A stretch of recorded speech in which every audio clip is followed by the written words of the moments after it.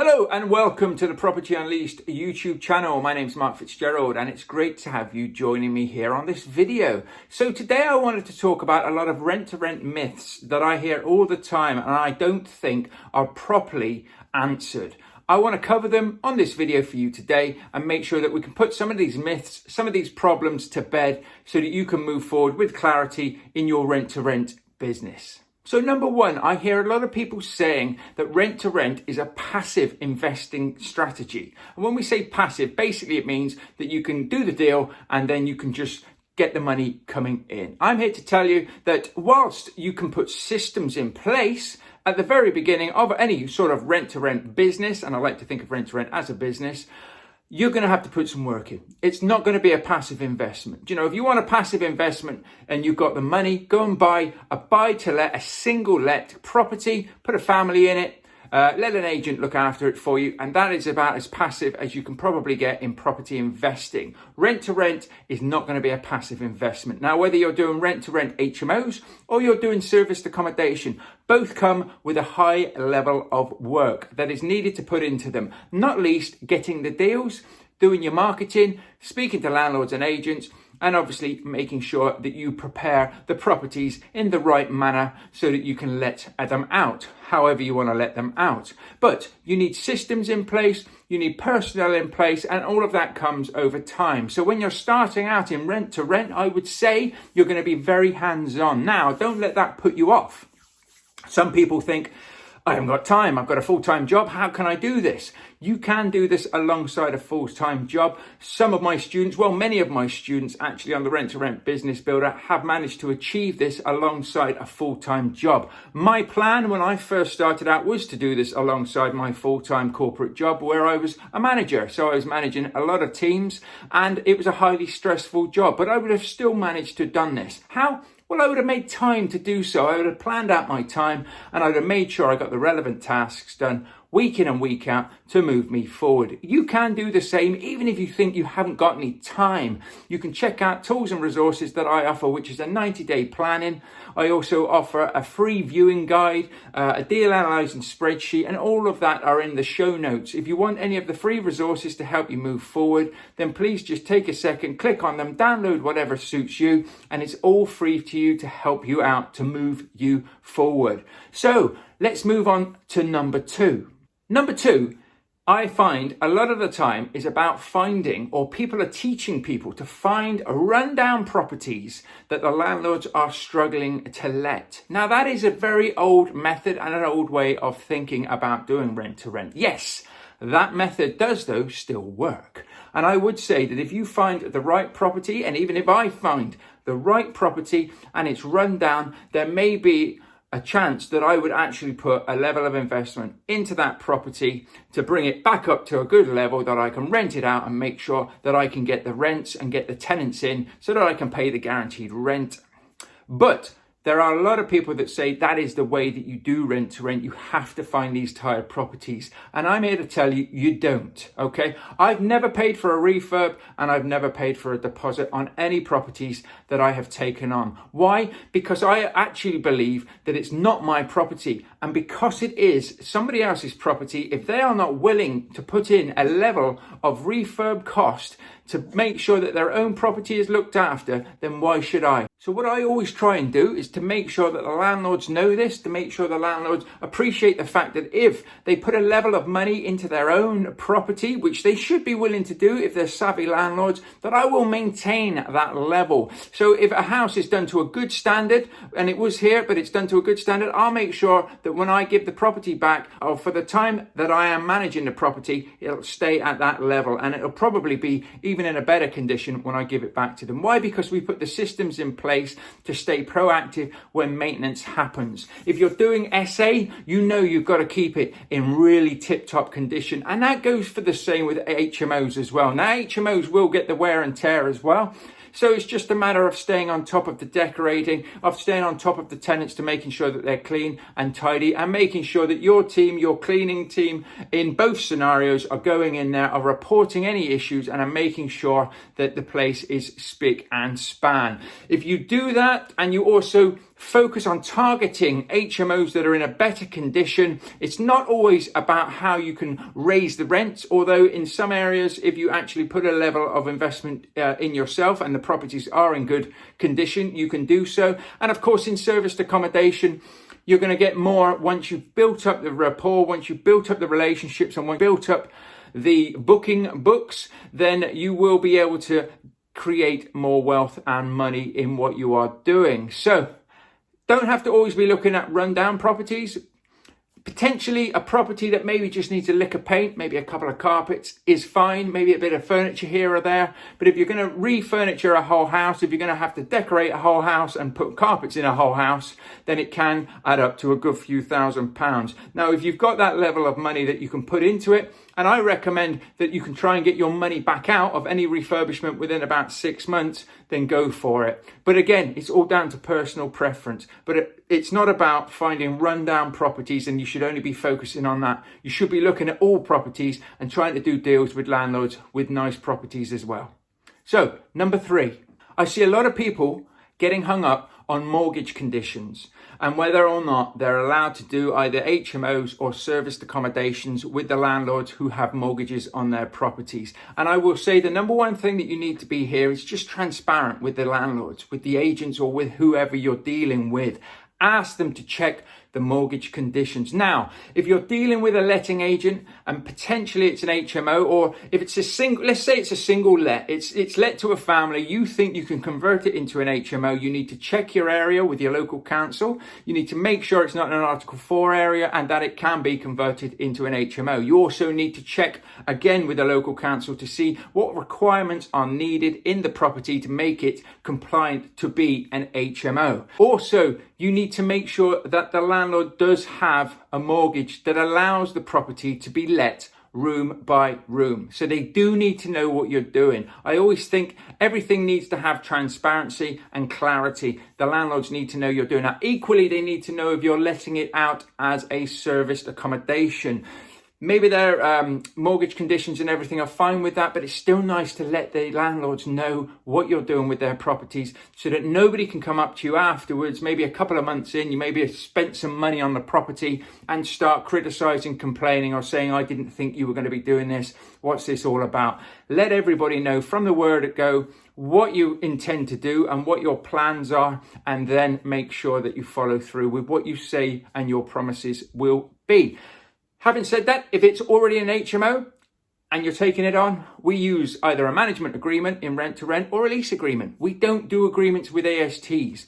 We will not sign an AST with a letting agent and then let the rooms out, because that is not the way it's done. That is called subletting, and we don't sublet properties. We use a management agreement or a lease agreement. Management agreement is very much the same as what a letting agent uses. So in many cases, if they already have a letting agent, they already have the agreement in place in their mortgage terms to let it out on a management agreement basis. But it's still worth just checking, just asking, and just getting clarification on these types of things, okay? Just make sure you cover yourself there, but don't get too hung up on the mortgage conditions. And if worst case scenario, just ask.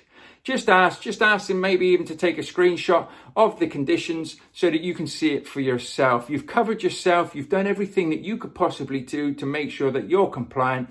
And if somebody then pulls a wool over your eyes or something like that, then at least you've got evidence to say, listen, these guys have proven to me that this is the mortgage conditions, and it's obviously a lie. I haven't heard of it happening, but maybe it has happened out there. 9 times out of 10, if you ask the landlords and you speak to them, and you speak to the agents and things, you'll just get clarity on it there. I don't really think people are going to go out of their way to lie to you or anything like that. So don't get too hung up on that, but it's just something to be mindful of. Okay, let's move on to number 4. I see a lot of people also looking at rent to rent as a side hustle, dipping their toe into property, and there's nothing wrong with that whatsoever. You just need to make sure that you're going to have the systems set up to be able to manage the properties effectively. 2, maybe 3, maybe even up to 5 properties can be run as a bit of a side hustle, if you like. You can sort of sort it out yourself and you can have that extra income coming in. But you do need to make sure that you know your responsibilities and that you know what you're doing. You can run into a lot of expensive mistakes in anything in property if you don't know what you're doing. So sometimes it can be very handy to just spend a bit of money in the beginning to make sure that you're set up for success. I know my students do the same thing when they go through the Rent to Rent Business Builder course. We set them up in the right way for success from the word go, to stop them making any costly mistakes. And in the end, at the end of the day, with all the template scripts and everything that they have to say, they are out there and they hit the ground running perfectly. So make sure that you put yourself into that same sort of category, in that same sort of position. But what I do say, and what I do recommend everybody does, whether you're just doing it as a small side hustle or you want to make a really big business, is look at it as a business. Structure it as a business. Don't take all of the profits and go and buy cars, holidays, whatever. Take snippets of the profits and enjoy it, obviously. But make sure that you have money, working capital in your rent-to-rent business, that you have money for maintenance issues when they go wrong. You have a little pot just building up at the side. You have money in there for voids as well, for when tenants are coming and going. So make sure that you're building those pots in there as well, like a rainy day fund, so that when you need to spend a bit of money or you have a void or anything, it's not costing you, it's just coming out of those pots. Yeah, I see far too many people, think that they're getting 500, £1,000 profit, happy days, or £2,000 profit on a couple of properties. That's it, I'll quit my job. Remember, you can't use all of that money. You need to have it set aside as a sort of a business fund as you're going. Can't recommend that highly enough. If you do that, again, you're setting yourself up for success, and you're making sure that you're not setting yourself up for a big fall if you need to put a bit of money into the property. And also, when you get to the end of the term, let's just say the landlord doesn't want to continue, they want to sell the property, or they want the property back for whatever reason. You might have a few £100s that you need to spend to touch a few bits and bobs up to maybe make it the way that you'd both agreed when you took it on.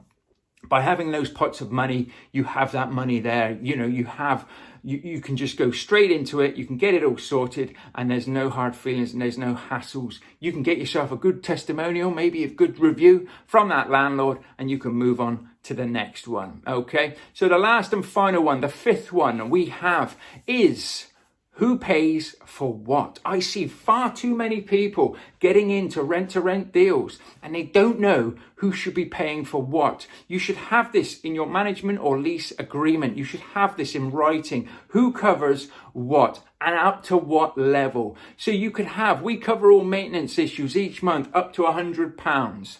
So after £100, then the landlord has to pay. But I always say a caveat on that. We won't charge you any fees for sorting it out or organising it. You can pay the tradespeople that come in and sort out any of the problems directly, but we'll cover things up to £100. You can have it so that the plumbing, the boiler, the plumbing in the house and everything like that is covered by the landlord. Yet again, you will get the plumber in to sort things out. You will also make sure that the gas certificate and everything is done each year on the boilers to make sure everything's compliant, but you won't charge a fee to do so.